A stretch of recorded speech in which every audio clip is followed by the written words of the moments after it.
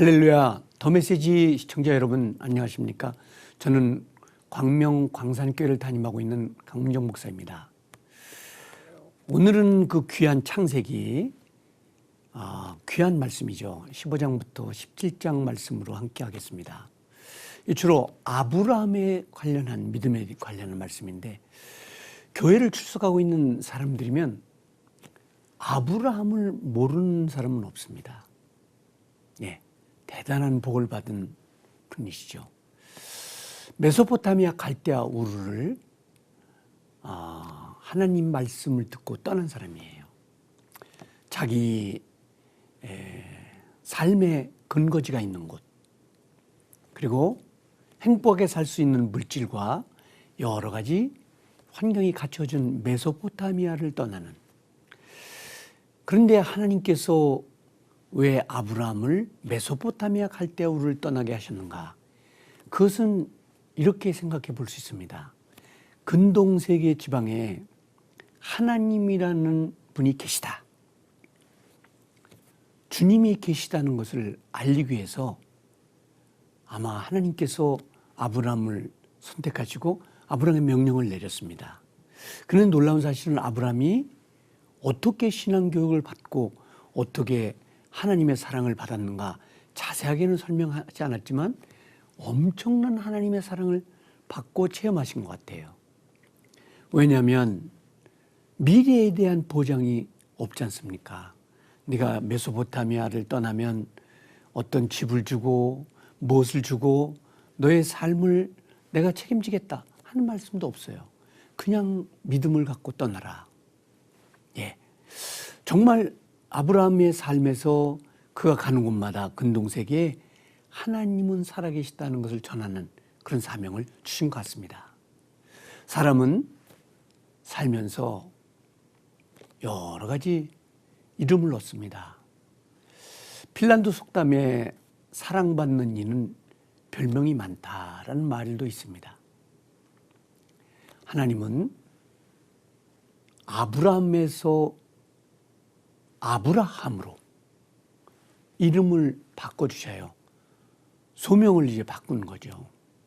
그래서 15장에 보시면은 하나님은 믿음을 지키는 아브라함에게 놀라운 약속을 보증하시죠. 내가 너를 축복하겠다. 예, 그렇게 약속을 하세요.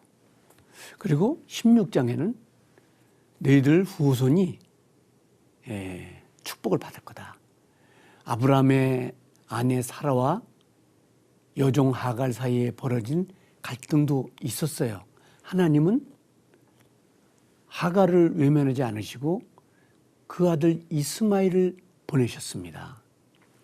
17장을 보면 하나님은 아브라함에게 새 이름 아브라함, 많은 자식들의 아버지란 뜻이죠. 를 주셨어요. 새 이름은 새 언약인 할례와 함께 주셨죠. 하나님은 아브라함에게 이미 자손과 땅에 대한 약속을 하셨어요. 이를 계약의식을 통해 확증하셨죠. 그래서 제가 아쉬운 것은 믿음의 조상이 되시긴 했지만 하나님의 약속은 꼭 이루어지는 건데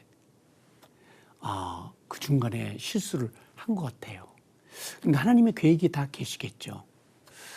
본래 의미 계약 행위와는 다릅니다. 우리가 알고 있는 계약은 당사자 간의 조건을 맞추면서 이루어지는데, 그러나 하나님과 아브라함 사이의 약속은 쌍방의 책임에 대한 언급은 없어요. 하나님이 일방적으로 약속하신 거죠. 내가 너를 축복할 거야. 너를 통해서 큰 민족들이 복을 받을 거다. 다만 하나님께서 스스로 의무를 지신 일방적인 상의 표현이었습니다. 하나님은 아브라함의 자식과 땅에 대한 의구심에 대한 계약 준비 절차를 밝혔습니다. 어떻게 하면 어떻게 하고 뭐 어떻게 축복하실 거라고 이렇게 계획을 다 갖고 계셨어요. 고대 관습에 따르면 두 약속의 당사자들은 재물을 반쪽으로 쪼개요. 그 가운데를 함께 지나는 것이었다고 합니다. 예. 그리고 죽음을 각오하고 그 약속을 지키겠다는 상징이기도 했다고 해요. 그런데 하나님은 아브라함을 부르셔서 어떤 일을 하시느냐? 하나님이 계시다는 것을 이제 근동세계에 알리고 사람들에게 전하도록 하시는 큰 계획을 갖고 계셨고, 아브라함을 통해서 하나님을 믿는 모든 사람들에게 복을 주겠다고 말씀을 하셨어요. 그래서 저희들도 이방인이지만 이렇게 하나님을 믿고 하나님의 자녀가 된 축복을 얻게 된 것이죠. 예, 오늘 이 말씀을 믿으면서 하나님은 그 약속하신 것을 지키고 축복하시는구나. 그 확신을 가지고 의심하지 말고 승리하는 삶을 우리가 살아야 되겠습니다. 지금까지 더 메시지 강문정 목사였습니다.